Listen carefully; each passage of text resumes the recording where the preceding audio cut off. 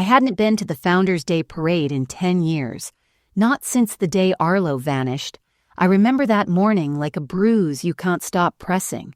The sky was too blue, too happy, like it didn't know what was about to happen.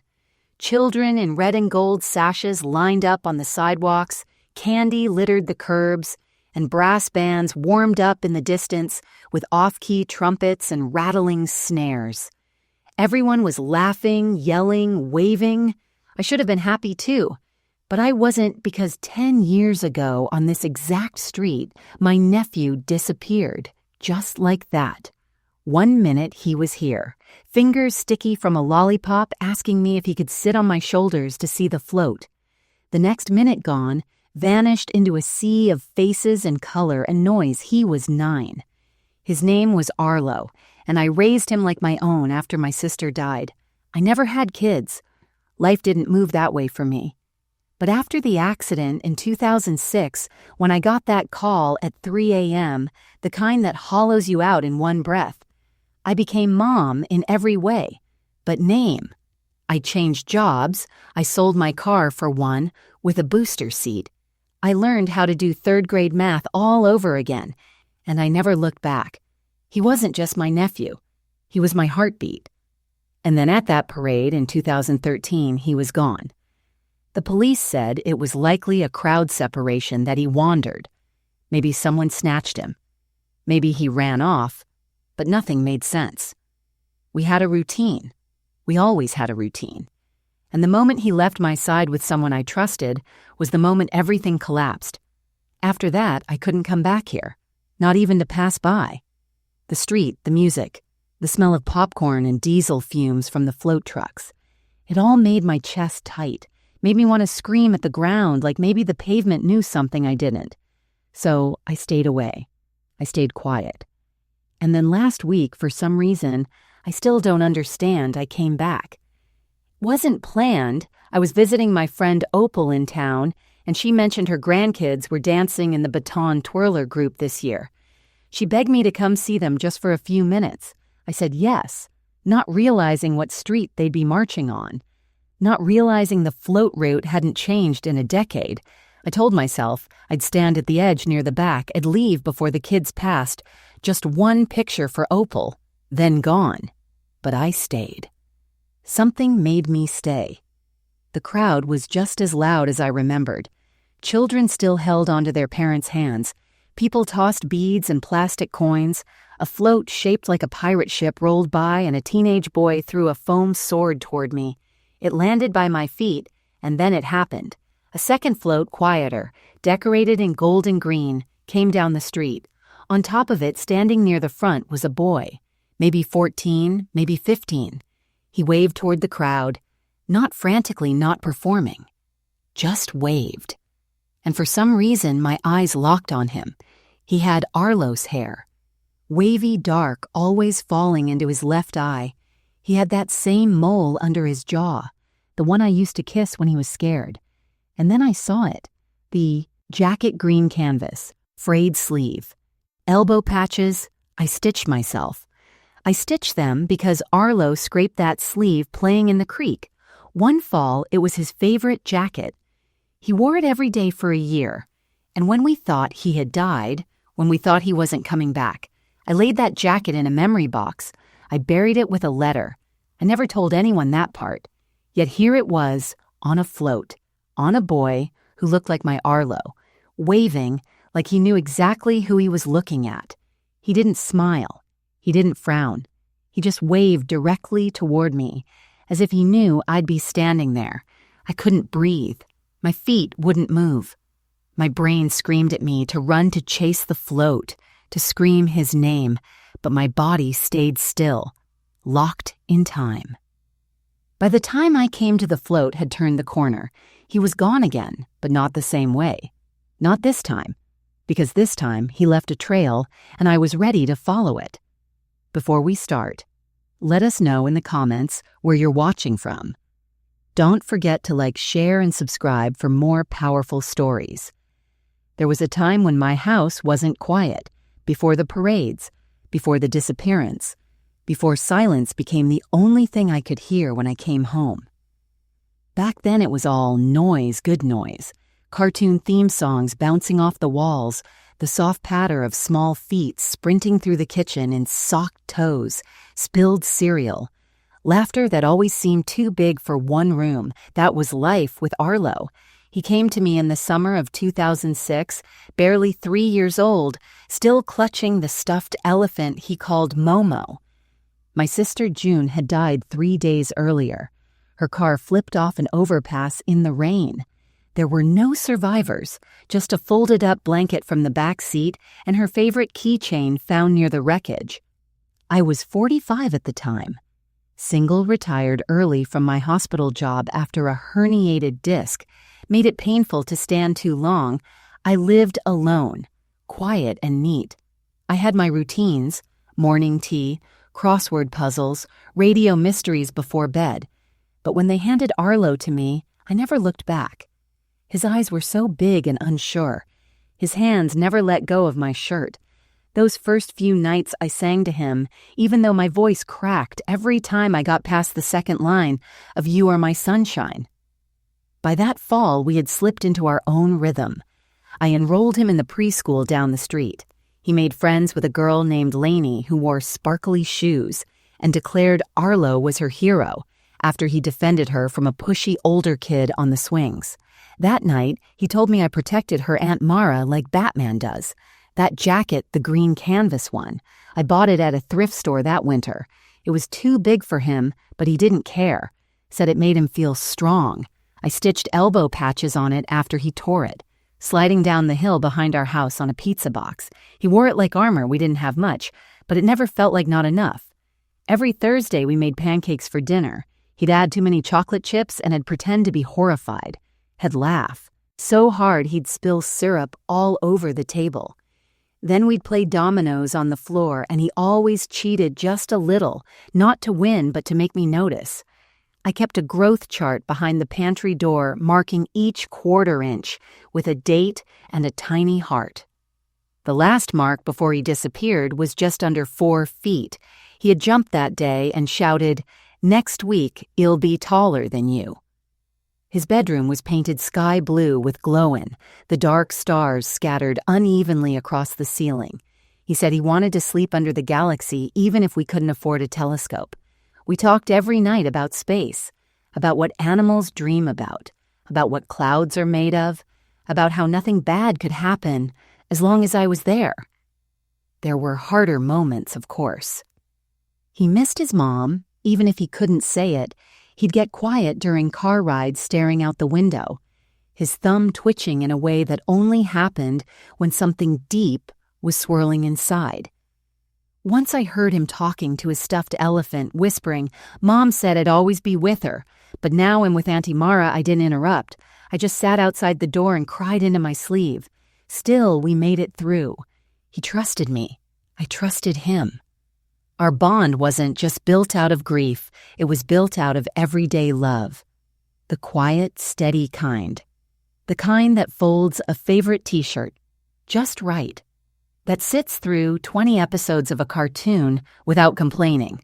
That shows up for every art show, every teacher meeting, every nightlight request. People would sometimes ask me if it was hard raising a child that late in life, and I'd tell them it's not hard when it's him, because it wasn't.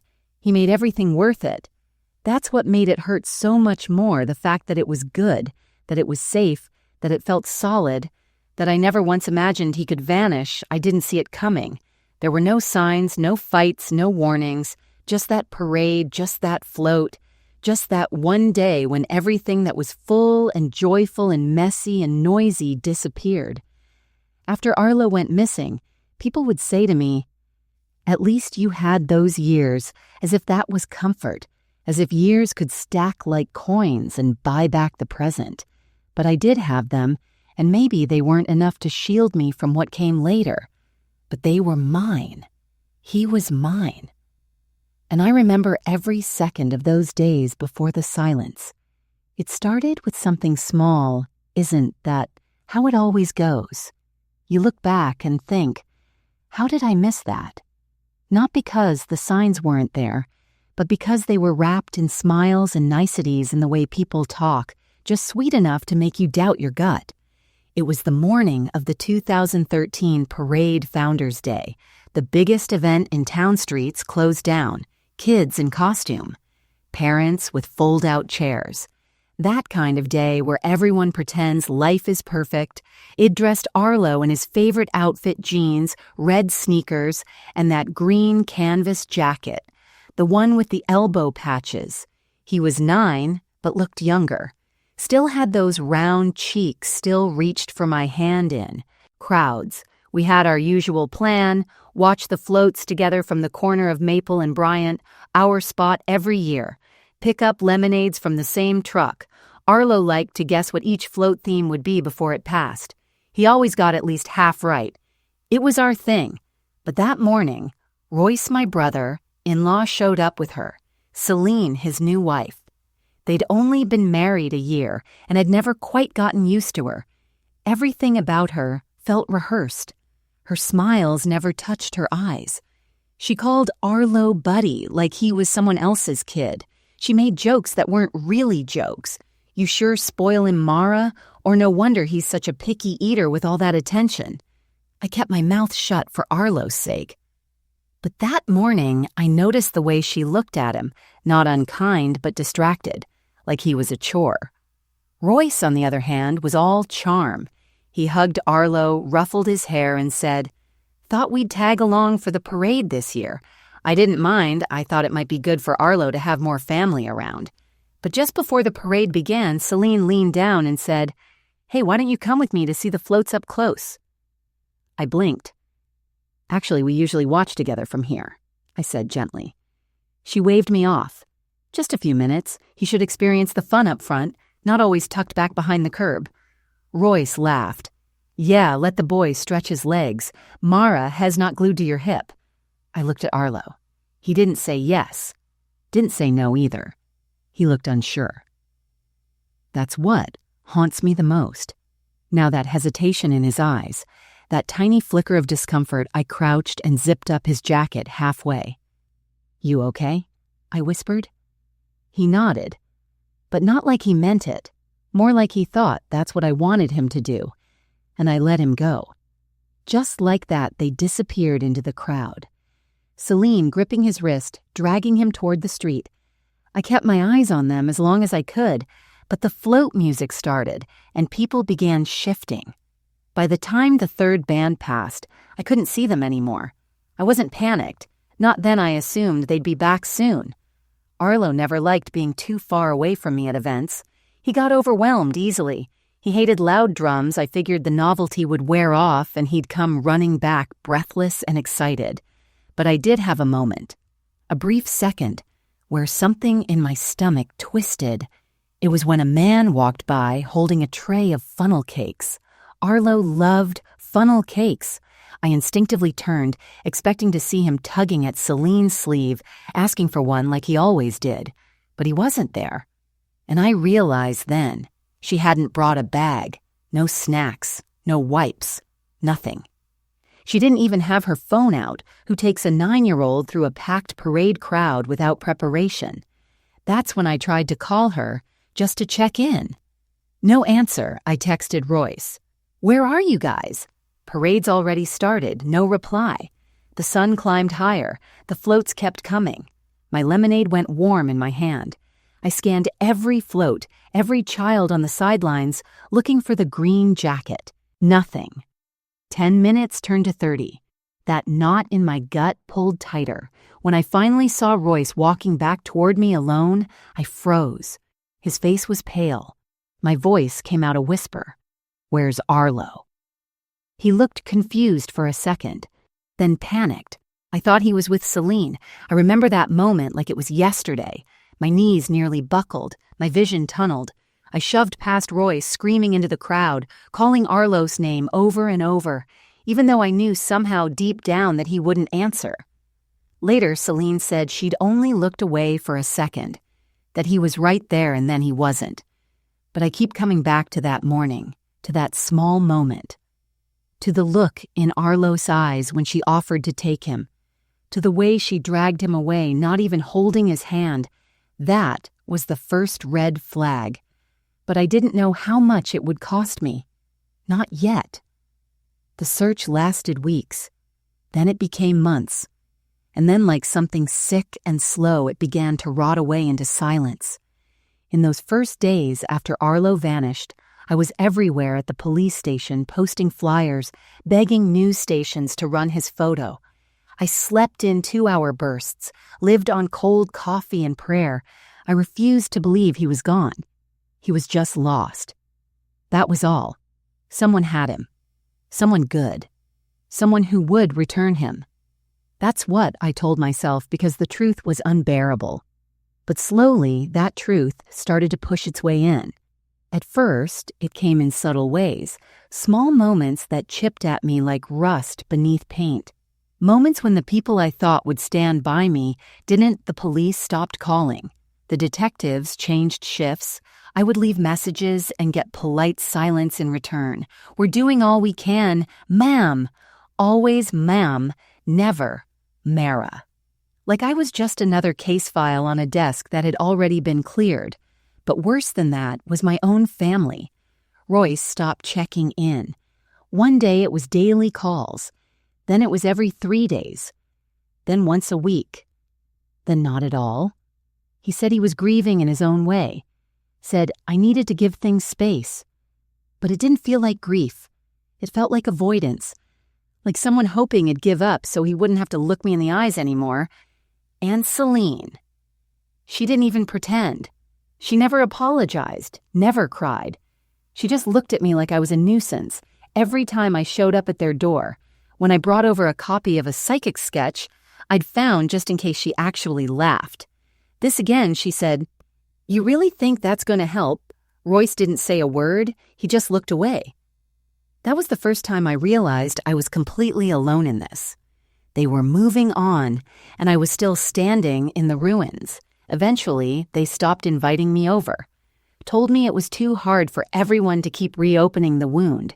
Celine even said I was stuck in the past and needed to learn how to heal. I wanted to scream. Heal.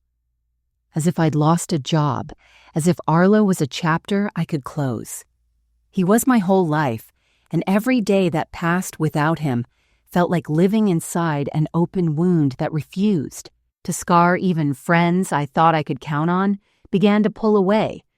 They'd say kind things at first. "We're praying for you, Mara," or "You're so strong," but slowly the calls stopped. They didn't know what to say anymore. They didn't know how to handle a grief that didn't tidy itself up.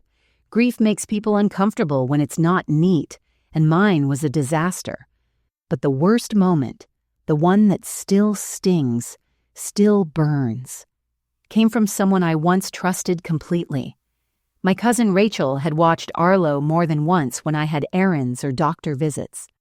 She was there the day I brought him home, held him while I cried. She was like a sister to me. About 6 months after the parade, I showed her a drawing Arlo had done. It found it tucked in one of his old sketch pads, a messy little stick figure comic about a kid building a rocket ship. Had titled it, "Me and Aunt Mara, Go to the Moon." I was teary holding it like it was a photograph of his laugh. Rachel looked at it and said gently, Maybe it's time to put those things away." Just for a while, I blinked. "What do you mean?" She sighed. "You're not sleeping, you've lost weight.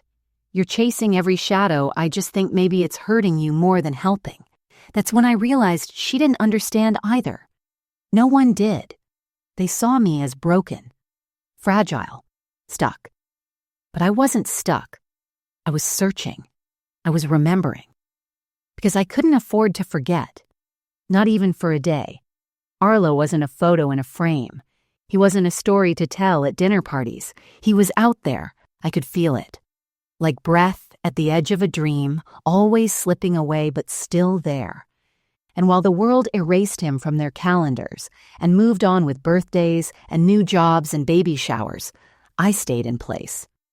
Holding the line, keeping the flame alive, even if I had to do it alone. People started crossing the street when they saw me coming. Some neighbors whispered that I was obsessed. One even suggested I'd created false memories to cope with the trauma. Imagine that someone thinking I invented a child just to have something to cry about. But I kept going. I kept searching, because the alternative was unbearable. I'd already lost him once. I couldn't lose myself too.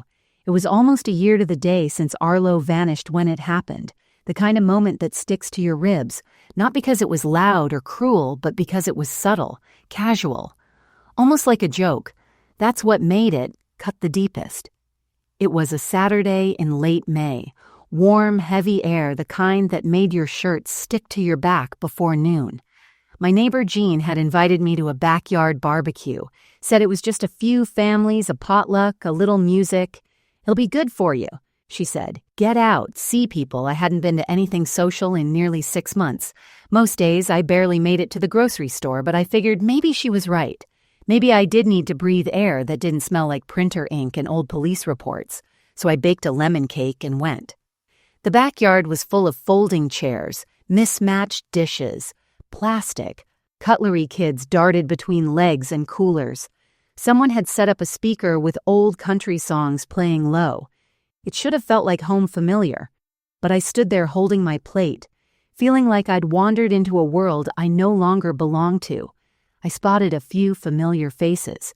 People I'd known for years, women from the church, retired nurses from my hospital days, men who used to help me carry lumber when I was fixing up my porch. They smiled politely, said, "How are you holding up?" without waiting for an answer, and then someone said it. It was quiet.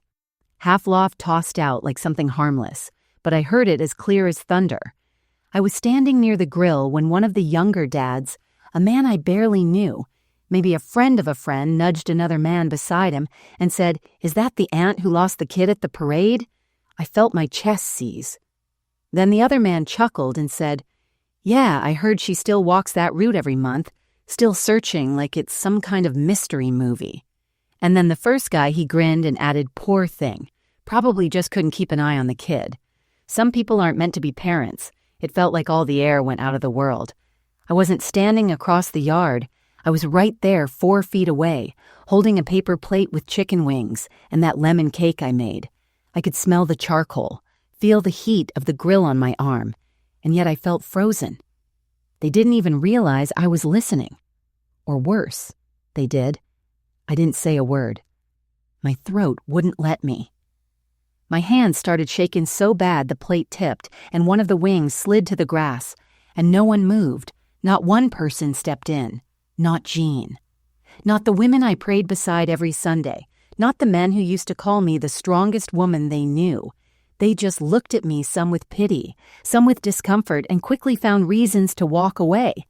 I bent down, picked up the chicken wing, and placed it back on the plate like it mattered.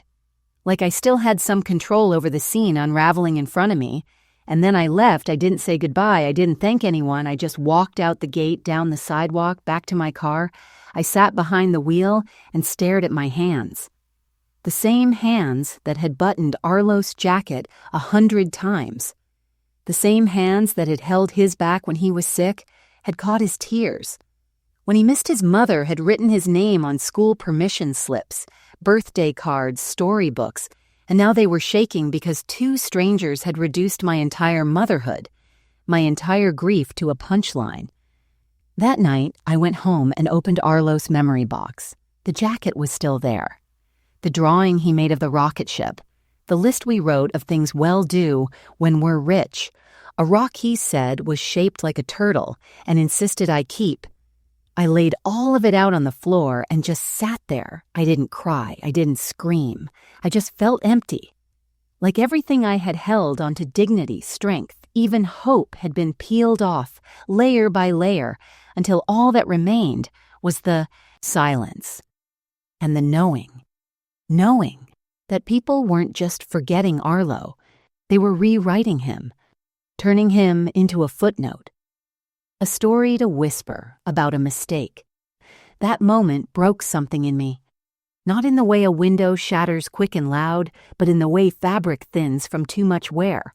One cruel thread pulled too many times until finally you feel the rip. I stopped showing my face in town after that. Stopped going to the market on weekends. stopped smiling back when people offered pitying glances, because I realized something painful that day at the barbecue. It wasn't just Arlo who disappeared. It was me too. I didn't pack a suitcase. There wasn't a dramatic exit. No shouting, no tears on the porch, no one begging me to stay. It didn't happen all at once. It never does. What happened to me was slow like fog creeping under a door frame. You don't notice it until you're already choking on it. After the barbecue, I stopped answering calls. Not that there were many to begin with. Royce had long stopped reaching out, and Celine, well, she never once picked up the phone after that day. Arlo vanished, not even to check if I was still breathing. Maybe that's what she wanted, for me to disappear right alongside him. I stayed in that old house for months. Shadows growing longer, silence stretching wider, grief curling into the corners of every room. Arlo's bedroom stayed untouched. His bed made pajamas still folded on the edge. That green jacket of his, it opened the memory box just to hold it sometimes, to remind myself I hadn't imagined it all. But the town no longer looked at me the same way. It was in the little things, how conversations ended when I walked into the diner, how shopkeepers glanced at me with sympathy, then looked away, how even the mailman stopped chatting when he handed over the letters. There's a kind of weight a person can carry that makes others uncomfortable. My weight was Arlo. And eventually people stopped pretending they didn't want me gone. I remember the day my pastor came by, a man I'd known since I was a teenager. He stood on my porch hat in hand and said, maybe it was time for a fresh start. He offered to help me sell the house, move closer to family, but what he meant was, we don't know how to help you, and your sadness is scaring us. I nodded, thanked him, and closed the door. I didn't slam it. I didn't scream. I just stood there staring at the dust motes dancing in the sunlight across Arlo's last school photo still taped to the fridge. Later that week, I got a letter in the mail from Royce. No return address. It wasn't handwritten, it was typed cold brief. He said he and Celine had moved out of state for a fresh chapter and they needed to separate themselves from the trauma. He said he hoped he'd find peace. No mention of Arlo, no apology, no warmth. I stared at that paper for an hour. My fingers ran over every word as if looking for something hidden between the lines. Remorse, maybe grief, something human. But it wasn't there. And I realized then that I was already gone in their minds. I was the inconvenient relative, the one who clung too tightly to a child they decided to forget. And so I walked away. Not out of anger, not even out of heartbreak. I walked away because there was nothing left holding me there. The house went quiet. I sold furniture, boxed up memories, donated half of what I owned. The only thing I couldn't let go of was Arlo's things. They came with me. I didn't tell anyone where I was going. There was no farewell dinner, no final hug on the porch, just me, an old station wagon, and the boy I kept alive through paper and fabric and memory. I found a small place outside of town, a cabin near a lake that didn't have cell service on cloudy days, the kind of place where people minded their own business and no one asked about your past. It wasn't fancy. The heater rattled, the windows stuck in the winter, but it was mine. I started doing small things, baking again, reading more. Writing letters to Arlo in a notebook I kept hidden under the bed. I'd write him like he was away at camp or visiting some fair-off place, telling him about the birds outside the window, the fox I spotted once by the dock, the new cookie recipe I messed up but ate anyway. I didn't expect answers, I didn't need them. Writing to him made me feel like I still had a thread, a tether to something that once made sense. I also started painting. Badly at first, just brush strokes, colors that felt like how I hurt, deep blues, sharp reds. One canvas was just shades of gray. Another was nothing but green, the same green as Arlo's jacket. And slowly something inside me began to shift. Not healing, not yet, but something softer than grief, something like breath. I never told myself I'd stopped looking for Arlo. I hadn't, I never would. But the obsession, the constant circling of the same pain, it started to loosen, like a knot that had been pulled too tight for too long. And in that quiet, away from the stares and whispers, I started remembering him the way I wanted to, not just as the boy who vanished, but the boy who loved chocolate chip pancakes, the boy who danced in socks on the hardwood floor, the boy who once said, "Even when I'm big, I'll still need you to tuck me in." So no, I didn't walk away in anger. I walked away so I wouldn't forget the sound of his laugh. Grief has layers. You think rock bottom is when the child disappears. You think it's the first sleepless night, the first flyer taped to a telephone pole, the first time you say his name to a detective who looks more tired than concerned. But that's not the bottom. Rock bottom doesn't come crashing down like a fall. It arrives like a slow descent. Days, then weeks, then months, until you realize you've sunk without making a sound. My rock bottom didn't come with a scream. It came with a whisper. It was in the silence of that cabin in the middle of a January night, when even the wind refused to speak. I hadn't spoken to another human in almost a week.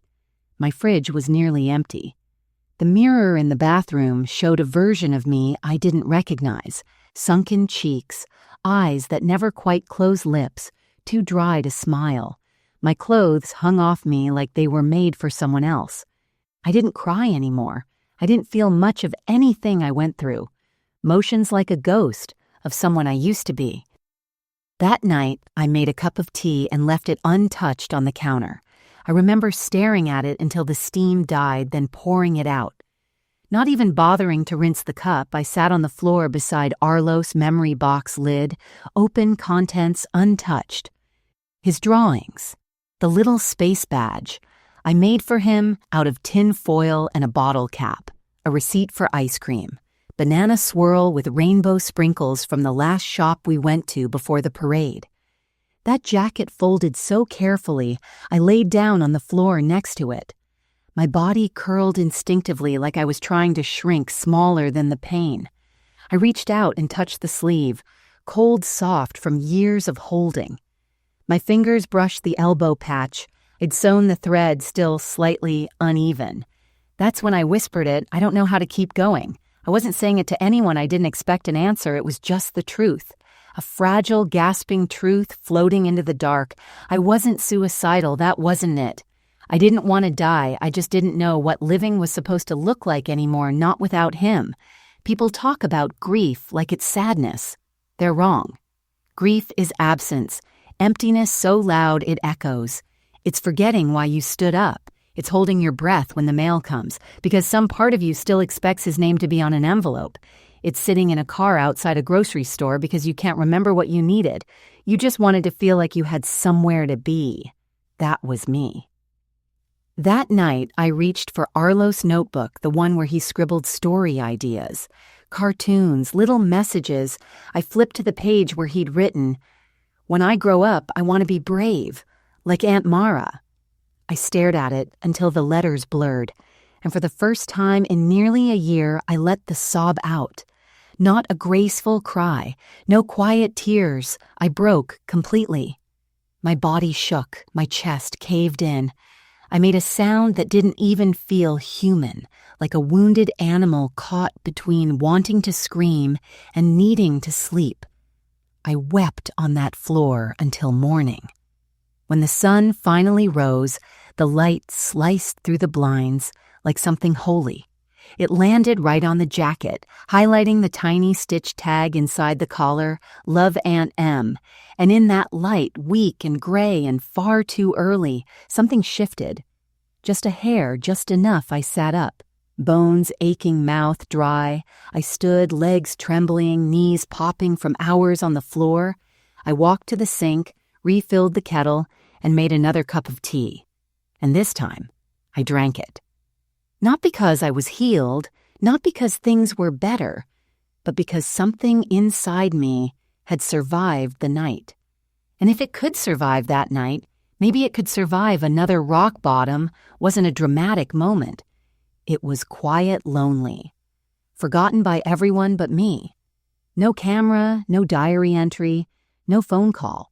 Just me, a folded jacket, and a whisper in the dark. but sometimes that's all it takes. One whisper to remind you you're still here. It started like most days ordinary. That's how life tends to change, isn't it? Not with a lightning bolt or a breaking headline, but in the middle of something mundane. You're folding laundry, scrubbing a pan, looking for your other sock, and suddenly the world tilts just slightly and nothing is ever the same again. For me, it was a text from Opal. She was one of the few people I still spoke to. A friend I met years ago at the hospital. A woman with a loud laugh and kind eyes, the sort of person who always brings an extra slice of cake just in case. She never stopped checking on me even when I stopped replying. Once a month or so, she'd send me a photo of her grandkids, a link to an article about grief, a new recipe she swore I had to try. This time, it was a short video clip, just 37 seconds long. No message. Just look who this kid reminds me of. I clicked without thinking, my thumb smudging the glass as the clip opened. The screen filled with images I hadn't seen in nearly a decade floats balloons, people laughing, waving from a street I used to know like my own heartbeat, the Founders' Day parade. I felt my breath catch, and then I saw him. Not clearly, not at first. The float passed slowly. It was decorated in gold and green, a shimmering castle of paper flowers and sequins. Children waved from the top, tossing candy, smiling as the crowd clapped below. And then a boy came into frame. He was maybe 14, maybe 15.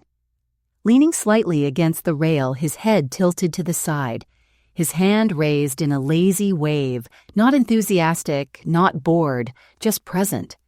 Something about the way he moved stopped me cold. It was in the eyes, the jawline. The slope of his shoulders, I had memorized those things, but what truly shattered me was the jacket green canvas, slightly faded, frayed at the right sleeve, a shape too familiar to forget. My eyes locked on the elbow. Even through the grainy footage, I saw it, the uneven stitch. I'd sewn myself late one night with a spool of dark brown thread and trembling hands. It was Arlo's jacket. My knees buckled, and I sat hard on the edge of the bed, phone shaking in my palm. It wasn't just a jacket. It was his jacket. The one he wore the day he vanished. The one I folded with a letter and placed in his memory box a year later, during a candlelight vigil, because I needed to let go. Not of him, but of the pain that was consuming me.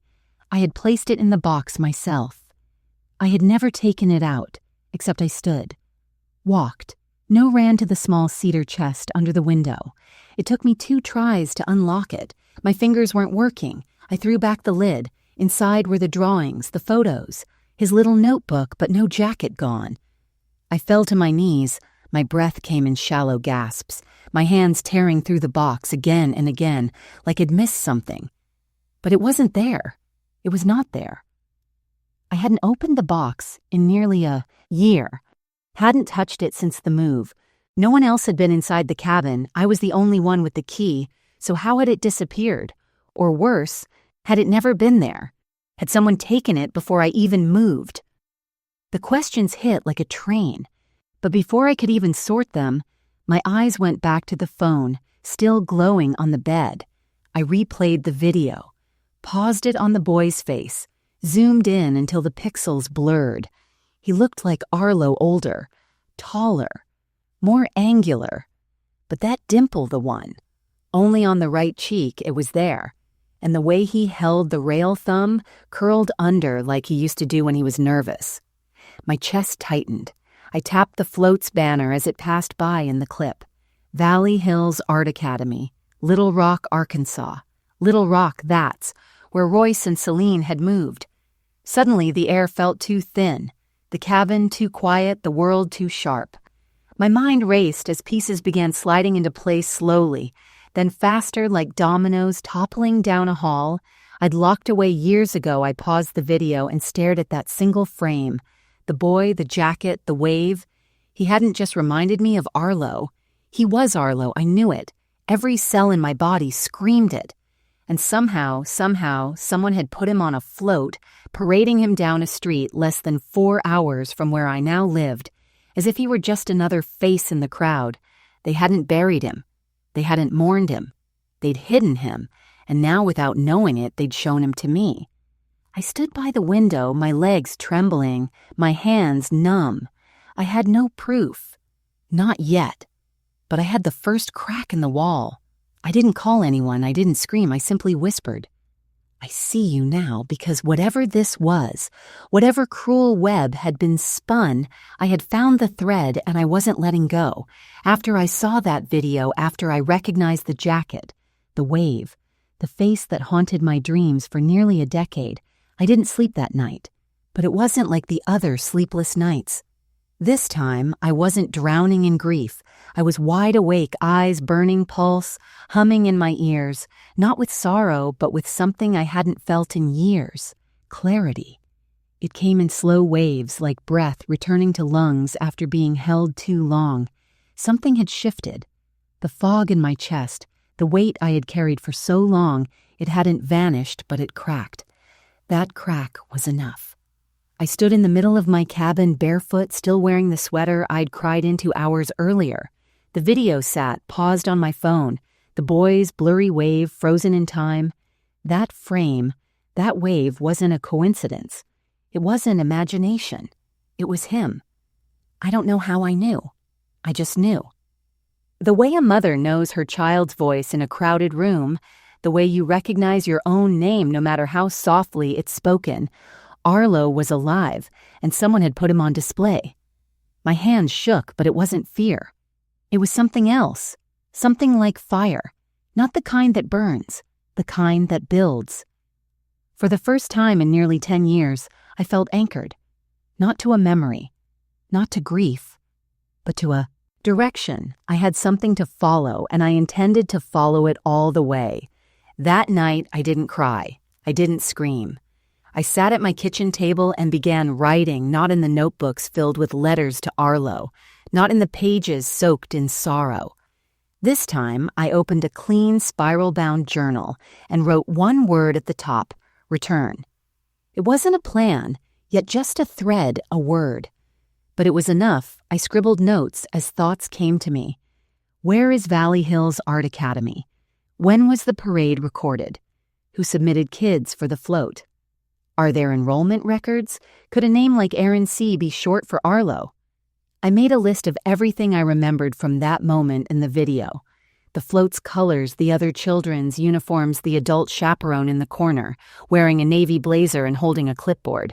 That clipboard mattered. I paused the video again and again, watching the way the boy held the rail, the way his eyes darted. He wasn't smiling. He wasn't even engaged with the crowd. He looked aware, like he was performing or being watched, and suddenly I realized something else. If they had changed his name, if they had moved him, hidden him, made him believe I was gone or didn't care, then he might not even remember who he was. The thought gutted me, but it also lit something in my chest. Because if they'd rewritten his story, I'd rewrite it back by sunrise. It already printed screenshots of the boy's face from the video. I pinned one beside the old photo of Arlo from his last birthday, the one where he wore the same jacket and held up a Lego spaceship with a grin so wide it made his ears crinkle. They were the same, one younger, one older, but the same. I dug out the old file folder I'd kept all these years, the one labeled Parade Day inside, were flyers, case numbers, newspaper clippings. I slid in the new photo beside them, a new page in the story. But this time, it wasn't about the loss. It was about the fight. I wasn't the same woman who collapsed on a barbecue lawn from shame. I wasn't the woman who curled up next to a memory box and whispered into the dark. That woman survived long enough for this woman to wake up. A woman who'd been ignored, disbelieved, forgotten. But I hadn't disappeared. I had been watching, and now I was ready. The pain hadn't gone away. It was still there, curled like a knot in my chest. But now it had a purpose. It was fuel. I stood in front of the mirror, still in that old sweater, and studied my face. The lines were deeper, The hair was grayer, but my eyes, they were fierce, focused, alive. That morning, I made a promise. Not just to Arlo, wherever he was, whatever he'd been told. I made a promise to myself I would not rest until I looked into his eyes and said I never stopped looking for you. And I meant every word. I didn't tell anyone what I was doing. Not because I was afraid they'd stop me, because I knew they wouldn't care. That's the kind of loneliness you carry when people have already written your story for you. When they think the ending has been written. Missing child grieving. Ant time. Heals life. Moves on. They stop listening for new chapters, but I wasn't done and I sure as hell wasn't moving on. So I began in silence. I didn't announce it on social media. Didn't ask permission, didn't post blurry screenshots asking, "Does anyone know this boy?" That's what people do when they want attention. I didn't want attention. I wanted truth. So I got to work. I began with the Float Valley Hills Art Academy, Little Rock, Arkansas. That was the banner on the side of the float in the video Opal sent me. I started there. Their website was clean, professional. Mostly arts-based programs for high schoolers, theater, visual, arts, music. I combed through every photo on the events page. Nothing obvious. But then I checked their community outreach section. That's where I saw it. A small group photo from the parade, 6 students standing beside a float, smiling all in uniform, green polos, and there toward the back, not even in full focus, was him, older, taller, his hair longer now, jaw more defined, but it was him, the same posture, same hand resting on his hip, the way Arlo always did when he got impatient waiting in line.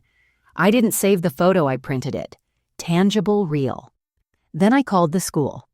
Not as myself, I told them I was researching art-focused high schools for my fictional niece, said we were relocating and interested in schools that participate in regional events like parades. The woman on the phone was helpful, talked too much. Gave me the names of the program leads, told me the float had been coordinated by a part-time theater teacher named Mrs. Canfield. I thanked her, jotted it all down. Next, I looked up Mrs. Canfield. She had a small business website coaching young actors for college auditions. There was a section for testimonials. A few listed student first names and last initials. And there it was. Aaron C. Class of 2025. Mrs. Canfield helped me find my voice. My stomach dropped. Arlo's middle name was Caleb. Aaron C. It was just enough to be believable and just enough to be hidden in plain sight. I printed that too. The dots were connecting, but I needed more. So I hired someone. A private investigator named Gene Russell, a former detective I remembered from a missing persons panel I attended years back. He wasn't cheap, but I didn't blink. I called him voice steady, heart pounding. He answered on the second ring. Russell here. I introduced myself, reminded him I'd met him years ago, told him about the parade, the video, the jacket. I didn't cry, I didn't beg. I just laid it out piece by piece like a puzzle. I needed him to help finish. He was quiet for a moment, then said, "Send me what you have. I'll see what I can do." I emailed him everything. The screenshots, the school info, the testimonial. 3 days later, he called back. "You might want to sit down," he said. I already was. There's a boy named Aaron Caleb living in Little Rock, adopted at age 9. No record of the biological mother guardian listed as a Celine Morgan. No mention of Royce. My throat closed. Celine still using her maiden name, probably to cover tracks. Has enrolled at Valley Hills matching physical description. I ran the jacket photo through enhancement software. Same seam patterns. It's the same jacket, Miss Whitlow. I felt everything inside me stop, like my body needed a second to catch up to the truth. It was him. It was really him. Jean continued, "I'll keep digging, but I'd advise you not to contact them directly yet. This is delicate." I agreed. I knew this had to be done right. Legally, quietly, powerfully. That night, I pulled out Arlo's school records, birth certificate copies, even the old doctor's notes. I'd saved in a file labeled Medical Arlo W. I began organizing everything, scanning, creating backups, preparing for what might come next. I also began journaling again, but this time not to Arlo. This time it was for me. I wrote down every memory, every detail, not because I was afraid of forgetting, but because I was building something. A record. A history proof that he was mine. I started walking again too. Not aimlessly, but with purpose. Around the lake, through the hills, getting stronger. Clearing my head. Letting the fire inside me settle into something steady. Not a spark, a torch. I wasn't going to let them take him a second time, but I wasn't going to scream my way through this either. I was going to build my way back to him, brick by quiet brick, because they thought I was gone. They thought I was finished, but I had never stopped watching, and now I was finally ready to be seen. The first shift in power doesn't feel like lightning. It feels like stillness, just before a storm. There was no confrontation. No breaking down of doors, no screaming into someone's face. That wasn't how I planned this. It spent years being ignored, pitied, erased. This time, I would move differently, quietly, intentionally, and it started with information. Jean, the investigator Id hired, kept updating me every few days. Nothing dramatic. Just small pieces falling into place and each one more disturbing than the last. He pulled the adoption record. There were gaps. The boy known now as Aaron Caleb, Morgan, had no traceable records before the age of 9. No school transcripts, no early childhood medical history, just a notarized statement claiming he had been in the temporary care of a family friend out of state. That was it. And the kicker. The listed guardians were Celine Morgan and her mother, not Royce. No mention of Arlo's biological parents. No documentation linking the boy to June, my sister. No DNA testing filed. No custody challenge ever made. They had buried Arlo's identity so well, it was like he never existed, except I had the proof. Jean's tone had changed too. The deeper he dug, the more serious he became. Mara, he told me over the phone, what they did might not just be morally wrong. It may be criminal. My breath caught when he said that. I'd suspected it, felt it. But hearing someone else say it out loud, someone with credentials with law enforcement experience, made my blood run cold, hot at the same time. He advised we start organizing everything into a timeline. He knew a lawyer who had handled private guardianship reversals. It's a long shot, he said, but it's not impossible, especially if the boy never consented to the adoption and it was built on deception. My hands trembled when I hung up the phone that night, because suddenly I wasn't powerless anymore. And I knew that they, Celine and Royce, didn't know that I was coming. That knowledge gave me a strange kind of peace. I stopped checking their social media pages obsessively. I no longer needed to decode grainy Facebook photos or speculate based on parade footage I had them. And I wasn't going to waste that power on rage. Instead, I focused inward. I scheduled a meeting with Jean's lawyer, a woman named Fiona LeClaire, who had a reputation for being both brilliant and quietly ruthless. She met with me in her office in Memphis. Polished, direct, no nonsense. I brought the binder I'd been building full of Arlo school photos, handwritten notes, pediatric records, birthday cards signed, "Love, Aunt Mara." I had screenshots, printed emails, the stitched name tag on the inside of the jacket. All of it. She flipped through the pages for 30 silent minutes while I sat across from her, my palms sweaty against my lap. When she looked up, she said, "If even half of this holds up under scrutiny, you have a case." I wanted to cry, but I didn't. Instead, I nodded. Steady. She explained the process. It wouldn't be quick. Would need to file discovery motions, request court orders for documents, possibly a court-ordered paternity test, if we could show probable cause that Aaron was in fact Arlo. And until we had all that silence. No warning them, no letters, no showing up on their doorstep. If you tip them off too early, Fiona said, they'll run again, and you may never find him a second time. That part scared me, because if they did run, if they disappeared with him again, I shook the thought out of my head. No, not this time. Too many pieces were in motion now.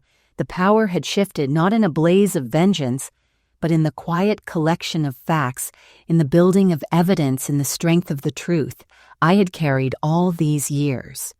The very thing that had nearly destroyed me was now my weapon, and I used it carefully. Methodically, I even went to church again, not because I had suddenly rediscovered faith, but because I needed the calm. I needed to sit in a pew and remember who I was before all of this. Not the ghost, not the woman. People crossed the street to avoid, but the woman who raised Arlo with love.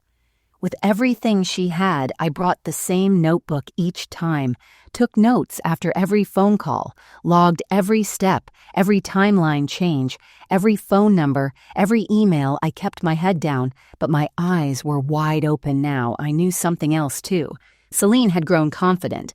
Careless even Jean reported that she was now listed as a youth mentor in her church's community group. She had posted photos with Aaron, my Arlo, tagging him as my brilliant boy. One caption read, "I can't believe how far we've come." And I knew what that meant. She believed the past was buried. She believed I was gone. But I wasn't. I was watching. And every step she took now only made the fall more inevitable. Because the thing about power is when you hold it too tightly, thinking no one will challenge you, you never see the quiet ones coming. They didn't see me right away, which was fine. I hadn't come to make a scene. I wasn't there to yell. I didn't wear black or carry photos or wave paperwork in anyone's face. I wasn't there to prove anything to a crowd. I was there for him. For Arlo, I had memorized his new name, by then Aaron Caleb Morgan. That's what they called him at school. That's what was stitched onto the back of his debate club hoodie in small white letters. I had seen the photos I had traced the way he stood in them. One hand in his pocket, the other always slightly curled near his side, the same way he used to stand beside me when he was nervous in line at the grocery store. The event was a parent open house at Valley Hills Art Academy, a showcase night for high-performing students, public enough to blend in, formal enough that they wouldn't expect me. I wore a navy coat. Clean hair, no makeup, just a notebook clutched in my hand and a firm line in my jaw. The moment I walked through the front doors, my heart started pounding. Not like panic, like something ancient waking up inside me. Every hallway smelled like glue sticks and printer paper. I could hear muffled laughter behind one of the doors, teachers greeting parents, lockers clicking open and shut. And then I saw them. Celine, and beside her, him older. Yes, but him. My Arlo. She was adjusting his collar the same way I used to do when he was 5 and hated how the tag scratched his neck. He didn't swat her hand away, but he didn't smile either. He looked tired, controlled like someone who had learned how to shrink inside himself just enough to survive. I didn't walk straight up. I watched for a moment, waited for my breath to settle. Then I stepped forward. "Celine?" I said quietly. She turned already, half smiling the way women do when they think someone is about to compliment their child, until she saw me. The color drained from her face. "Mara," she said, voice barely a whisper. "What are you?" She didn't finish because Arlo had turned too. His eyes landed on mine, and for a brief electric second, the kind of second that folds an entire lifetime into a breath, we just looked at each other. No one moved. No one spoke. I stepped forward again, just one pace, and slowly pulled something from my coat pocket. A folded piece of fabric green canvas, frayed at the edges. The original jacket. The one they had taken from me from him and tried to copy. The one with my hand stitching on the inside collar. I held it out toward him. "You had one, just like this," I said softly. "It used to be your favorite." He blinked. His lips parted. Something flickered across his face. Confusion, memory, fear. Something unnameable. "I stitched your name inside this one. I said, "You tore it once, remember? Sliding down that hill near our house on that pizza box you weren't supposed to use." Still silence. Then slowly he looked to Celine. She looked cornered. "Who is she?" he asked. His voice cracked slightly. Not from puberty, from something deeper. Celine opened her mouth, closed it. "She's confused," she said quickly. "You don't know her." I smiled, calm, steady. "I know you." Arlo, he froze again. His eyes widened at the name. She had changed it, hidden it. But that name still lived inside him. I stepped forward again and handed him the jacket. He hesitated, then reached out and took it. He turned it over in his hands, fingers brushing the patches. Then he found the tag. His thumb ran over the faded black thread, the hand-sewn letters inside, "Love Aunt M." His breathing changed, and I saw it the beginning of something breaking open, a memory pushing through the cracks. "I made pancakes every Thursday," I said gently. "You liked them extra crispy, with chocolate chips. You said syrup made them too wet." "Remember," Celine tried to interrupt Arlo. "Don't listen to this. We've talked about people like her. Remember, about letting strangers confuse you. Am not a stranger," I said, turning to her now. "Calm, direct, am the woman who raised him. When his mother, my sister, died, am the one who held him through every nightmare, who sat on the bathroom floor. When he had the flu, who read him stories. When he thought monsters lived in the closet. I tucked him in every night for 6 years. I looked back at him. You loved space. You wanted to be an astronaut. You once told me you'd build a rocket big enough for both of us so we could visit the moon together." His lips trembled, and then in a whisper that shook the air around us, he said, "Aunt Mara." I swallowed the sob rising in my throat. "Yes, baby, it's me." I reached out but didn't touch him, let him come to me if he wanted. He stared for another long moment, and then slowly, so slowly, he stepped forward and wrapped his arms around me, his head buried in my shoulder, his body shaking. He didn't remember everything, but something had come back. Something no one could take behind him. Celine stood frozen, speechless. The room wasn't loud. No one around us noticed yet, but something irreversible had just happened. The truth had returned. And it didn't need shouting.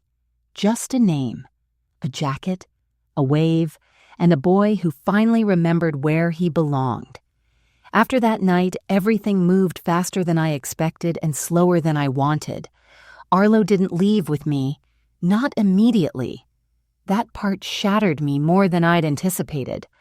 After that embrace, that fragile, trembling hug in the middle of the school hallway, I thought something irreversible had snapped back into place, that he would come home with me right then, that we'd get in the car and drive away from that stolen life and never look back. But trauma doesn't unfold neatly, and neither does justice. Jean had warned me this wouldn't be a one-day rescue. This was a legal maze. And now that Arlo Aaron, as the world knew him, had seen me, everything had to be done by the book. Fiona the lawyer filed immediately. Emergency motion, custody inquiry, DNA petition, everything. And to our surprise, the court agreed, probably because the case was already so unusual, so full of holes that the judge wanted the facts on record as soon as possible. Celine fought, of course. She denied everything at first, said I was delusional, said Arlo Aaron was her legal ward, adopted in good faith from a private placement after his parents abandoned him. She produced a document with signatures I didn't recognize and a lawyer who barely looked old enough to vote. But Fiona was ready. We had Arlo's original birth certificate. We had my notarized guardianship papers from 2006, the one signed just after my sister's death. We had pediatric records from 2 states, handwriting samples, school enrollment logs. But the final strike came from the jacket. More specifically from the DNA embedded in the stitching. Fiona had the collar swabbed. The forensic lab pulled a partial profile from the skin cells in the lining, and it matched the DNA in Arlo's birth certificate file. 9,999 probability. The same boy Celine's face in the courtroom when that evidence was presented. He'll never forget it. Not because she looked angry, but because she looked afraid. She knew it was over. Still, she tried to delay. Claimed emotional harm, said Arlo didn't remember me clearly, and that removing him from his stable home would cause irreversible psychological damage. But that's where the final twist unfolded, because Arlo, quiet, shy, careful. Arlo stood up in court. He asked the judge if he could speak. He was 15. The judge allowed it.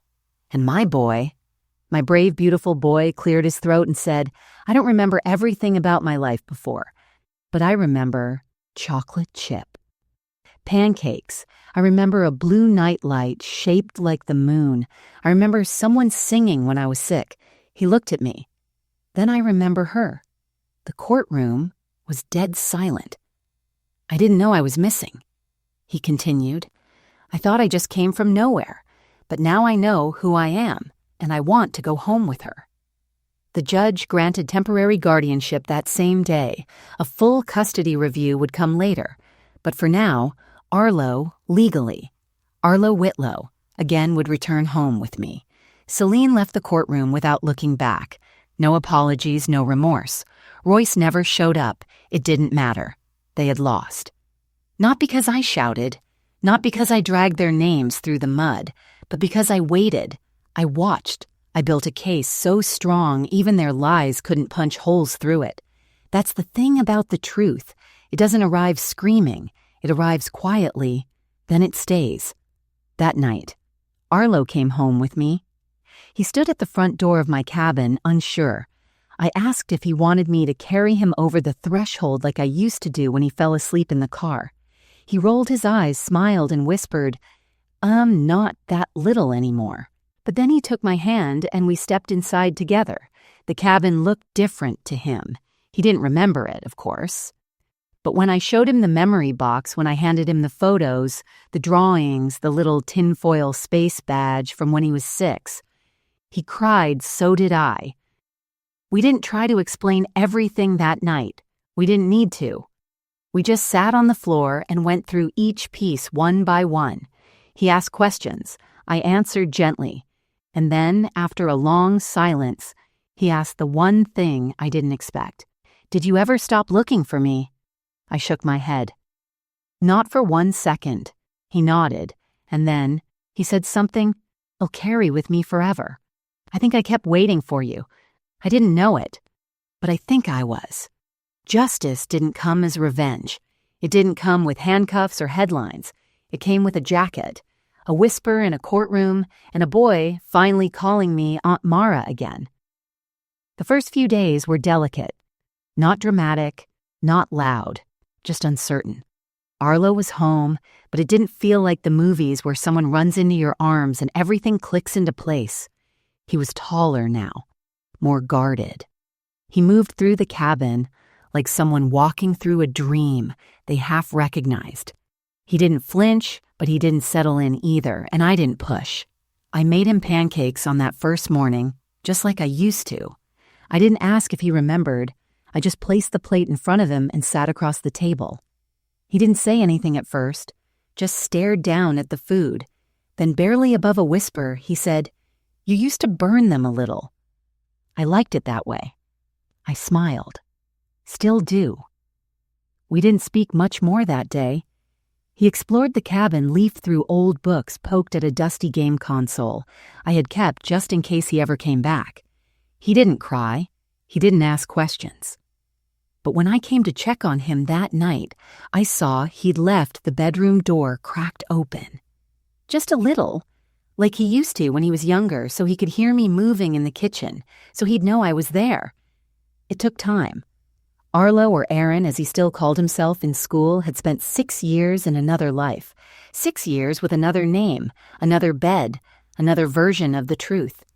Even now, after everything that had happened in court, he didn't seem angry, just confused. Quiet, like someone trying to remember a song from childhood with only half the melody. One night, I heard him in the living room flipping through the scrapbook. I'd made photos from when he was small, his first Halloween, his 2nd grade, science fair. his favorite blue bucket he used to carry his toys around in. He didn't say anything when I entered the room. He just pointed at a photo of the two of us sitting under a blanket fort. Did we really do this every Friday? Almost every Friday, I said, until we ran out of couch cushions. He smiled a real smile, the first one I'd seen since he returned. A few days later, he asked if I still had his old notebooks, the ones he used to draw comic strips in. I pulled them from a box I had stored in the attic, water-stained, little curled at the edges but still intact. He opened one and traced the cover with his fingers. I remember this. He flipped to a page with a half-finished comic, Commander Arlo and the Space Fortress. He didn't finish it. I could tell he wanted to, but he closed the book and set it aside. Some memories are heavier than others. The biggest moment came a week later. We were sitting on the dock behind the cabin, watching the sun go down our feet, dangling just above the water. It brought 2 sodas. He took his with both hands like he did when he was little, even though it barely fit anymore. "Can I ask something?" he said. "Anything." "Why didn't you ever come get me?" Before I inhaled slowly, "I didn't know where you were," I said. "They made sure of that. They changed your name, moved, you erased the paper trail. I didn't stop looking. I just didn't know where to look." He nodded, looked down at the water. "Did you ever think I was gone?" I paused. "Sometimes I was afraid. But deep down, no, I never believed you were gone. Just hidden." He didn't say anything for a while, then he said, "They told me you didn't want me anymore." That sentence broke something in me I didn't even know was still fragile. I reached over and put my hand on his, not grabbing, just resting. "I never stopped wanting you," I said. "You were never unwanted. You were never forgotten." He didn't cry, but he leaned against my shoulder just slightly, and that was enough. We didn't talk about Celine or Royce after that. I could see he didn't wanna. He hadn't asked where they went, and I didn't volunteer it. Some doors need to close in silence. But he did ask me one other thing before we went back inside. "Do I have to be Arlo again?" I looked at him carefully. "You get to decide who you are." I said Aaron Arlo, a mix of both. "What matters is that you get to choose now." He nodded. Thought about it. "I think I want to be Arlo again. I don't want them to take that from me too." I nodded. "Then Arlo, it is." Later that night, he knocked on my door just as I was settling in. "Can you leave the hallway light on?" he asked. I smiled. Of course it wasn't about the light. It was about the knowing, the reassurance that someone was still there, that he wasn't alone, that the woman who tucked him in years ago was still right here, ready to do it again. And I was with no expectation, no conditions, just love. It was the first Founders Day parade I'd attended in over a decade, but this time I wasn't standing alone. Arlo stood beside me. He was 15 now, almost 16 taller than me by 2 inches. His hair was longer, his eyes more cautious, but he was there, really there. The boy I raised, the boy I lost the boy. They tried to erase standing beside me on the corner of Maple and Bryant, the very same place where the earth split open under my feet. All those years ago, he wore a green jacket. Not the green jacket. That one was folded in the memory box back home now where it belonged, preserved, sacred, untouchable. This jacket was new. Similar shade, same elbow patches. But this one was his. Size now grown built for the boy he had become, not the boy who vanished. I made it for him. He didn't ask me to, but I did it anyway. Because some circles need closing in small, quiet ways. As the first float rolled by, Arlo didn't wave. He just watched, calm, focused. And then he said something that made me catch my breath. "I don't remember that first parade," he said, "but this one. He'll remember forever." I couldn't speak right away. I just nodded and squeezed his hand. The crowd around us cheered and clapped as the high school band marched past, trumpets gleaming in the sun. Children waved, parents took pictures, and for the first time in 10 years, I didn't feel like the world was moving on without me. I felt part of it again. Because Arlo was here, and not just physically. He had come back in ways I hadn't dared to hope. The way he asked me to show him how to make pancakes again. The way he picked up one of his old comics and finished it. The way he called me Aunt Mara without flinching. Healing didn't happen all at once. It came in pieces, in looks, in little habits returning. In the way he asked me to sign his field trip form with my full name, just like I used to, so he could compare the signatures. Yours is still neater than mine, he said. I told him that wasn't true, but it was. The days now are different. Not perfect. There are still moments where silence hangs a little heavy, where I catch him staring at a wall like he's searching for something inside himself. But now he doesn't push those feelings down. He talks slowly, carefully, like testing out the sound of his own voice in a room he never thought he'd return to. We take walks by the lake. He skips rocks, I bring tea. He doesn't ask about Celine, I don't bring her up. We've made a silent agreement the past matters, but it doesn't get to own us. He started school again under his real name, Arlo Whitlow. He said it felt strange at first, like trying on a shirt that hadn't been worn in years, but after a few days, it started to fit. He joined art class. He drew a picture of a cabin beside a lake with a tiny dock and two figures sitting at the edge, one older, one younger, no faces, just outlines, peaceful still. He left it on my nightstand with a note that simply said, "Thank you for not giving up on me." And in that moment, everything made sense. Every sleepless night, every painful silence, every second of doubt, every breath I'd held for 10 long years, waiting for something, anything, to tell me he was still out there. This boy, this quiet, resilient, extraordinary boy had found his way home, and I had found my way back to myself. Grief didn't take me. Loneliness didn't destroy me. They tried to erase our story, but the truth has a way of surviving. It lingers, it whispers, it waits, and when it's ready, it returns. Not with noise, but with quiet certainty, just like Arlo did. This wasn't just a story about a missing boy. It was about the unbreakable thread between those who love and those who are lost. If this story touched you, please give it a like. Share your thoughts in the comments, and don't forget to subscribe to the channel for more real, powerful stories like this one.